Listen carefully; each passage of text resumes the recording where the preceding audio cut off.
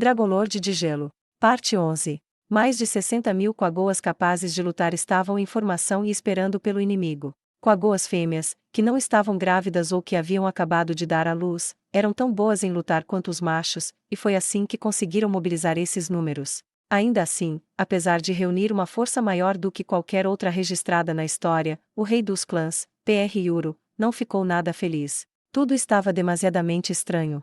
A caverna que continha a capital real de repente estava coberta de névoa. O que caralho está acontecendo? As tropas prontas para a batalha começaram a se alinhar, de frente para a capital real. Se o inimigo temesse seus números e não aparecesse, então seria o melhor caso. Portanto, eles levaram as provisões mínimas e deixaram seus tesouros anões para trás.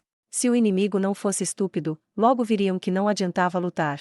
Para sua surpresa, duas formas emergiram da capital real. Uma das formas estava vestida com uma armadura vermelha, e a outra forma era de alguém baixo e de pele escura que não era um anão. De acordo com os que assistiram ao encontro com o dragão do lado de fora da capital real, deveria haver mais dois, mas eles não os viram. Deviam estar pegando tesouros, enquanto esses dois estavam ganhando tempo para eles. Só para ter certeza, isso não é um golem, né? Não, não é. Segundo Yozu, os golems eram altos em estatura e usavam armaduras negras. Então aquilo de armadura vermelha era outra coisa. No entanto, talvez seja um tipo de golem. Melhor pensar dessa maneira. O que tem na cabeça para virem enfrentar um exército de dezenas de milhares? Será que estão confiantes em matar todos nós? Nem pensar, não pode ser. Isso é impossível. Ryuru balançou a cabeça para dispersar a imagem horrível que havia pensado. Ele podia adivinhar que a oposição possuía um poder inimaginável, dado que criaram essa dimensão bizarra. O fato de que eles poderiam fazer um dragão se prostrar diante deles sem lutar também sugeriu que eram muito fortes. Ainda assim, o seu lado contava com mais de 60.000. Estavam em total soberania numérica e não havia como lutarem contra tantos adversários. No entanto, se fossem golems, então era compreensível. Os golems não se cansavam como seres vivos. Eles poderiam lutar para sempre, e se fossem fortes o suficiente para derrotar Ryuru, então, teoricamente, poderiam matar todos aqui. Ainda assim, isso era meramente teórico. Mesmo se apenas um dos vários Quagoas causasse dano com um golpe de sorte, ao longo de milhares de turnos de combates, os danos acumulados resultariam em ferimentos que poderiam tirar o inimigo da jogada. Os números eram fortes. Com seu exército de 60.000, enquanto lutassem em terra firme, deveriam ser capazes de matar pelo menos um Dragonlord. Eu vou ir falar com eles. Vocês esperem aqui. Se eu for morto, bem, façam o que quiserem. É muito arriscado, disse um de seus assessores, afirmando o óbvio. Se não der para falar com os golems, tento conversar com aquilo ao lado dele. Seria uma merda se não der para, pelo menos, descobrir o objetivo deles. Em todo caso, Ryuru estava determinado a tentar um diálogo. O inimigo deve ser forte. Sendo esse o caso, ele perguntaria qual o objetivo. Se pudessem raciocinar, ele não se importaria de pagar um certo preço. Se pudessem expulsar o Dragonlord, então reconhecê-los como seus novos mestres também viria a calhar. Mesmo que isso fosse impossível, ele poderia pagar mais do que os anões pagaram. Ninguém deve me seguir. Se muita gente vier junto, isso pode desencadear hostilidades. Sem dizer mais nada aos seus auxiliares, Ryuru deu um passo à frente. Suas tropas se separaram em ambos os lados dele, e a oposição parecia ter notado que alguém estava vindo. Ele podia ver que o inimigo havia parado para observar seus movimentos. Desculpe pela espera. Ryuru foi o primeiro a falar, e sua voz fez os inimigos se olharem. Ele olhou ao redor. Como esperado, não havia mais ninguém por perto. Havia duas outras pessoas daquela disputa com o dragão, o anão e o sujeito com o elmo de caveira, nenhum dos dois estava aqui. Quem é você? O baixinho de pele escura respondeu. Parece que o de armadura vermelha era um golem. Parecia bem pálido e mais alto que o humanoide ao lado. Ainda assim, de relance, não havia como dizer que era um ser artificial, parecia muito realista. Eu sou Pr Yuru, rei dos clãs Quagoas que vivem aqui. E quem são vocês? Estamos sob ordens do Supremo Governante que veio a essa terra para governar vocês Arinsu. Essa coisa fala. O ser de armadura vermelha falou. Desde sempre ele ouviu falar que os golems não podiam falar, então isso obviamente não era um. Tentando esconder sua consternação, Ryuru respondeu. Governar. Correto. Nosso senhor veio para subjugar vocês. Ajoelhem-se diante dele Arinsu. Então o que eu devo fazer? Ryuru pensou rápido. Ele não se importava em se curvar e dar as boas-vindas a um novo governante. Tudo o que precisavam fazer era nutrir suas gerações futuras até se tornarem fortes o bastante para derrubá-los. O problema era que eles não podiam se submeter à oposição sem conhecer seu poder. Foi um feito e tanto terem feito um dragão se ajoelhar diante deles, mas o dragão não era um Dragonlord. Até onde sabia, depois de jurarem servidão, eles poderiam ser usados para lutarem contra o Dragonlord. Ouvi falar que há mais 2 de vocês. O que aconteceu com eles? Não é da sua conta. Só tem permissão para dizer se aceita nossa governança ou não, Arinsu. Esses seres não queriam revelar nada. Isso significaria que investigar as intenções do inimigo, se eles realmente queriam lutar seriamente, era muito importante. Diz que quer nos governar. Mas é muito difícil aceitarmos essa proposta sem saber sua força. Isso faz sentido. Em outras palavras, ele estava insinuando que se me mostrar o quanto é forte, não me importo de ser governado por vocês.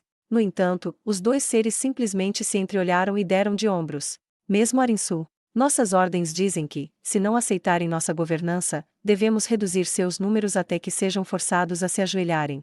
Depois disso, deveremos matar até que restem apenas 4.000 machos, 4.000 fêmeas e 2.000 crianças.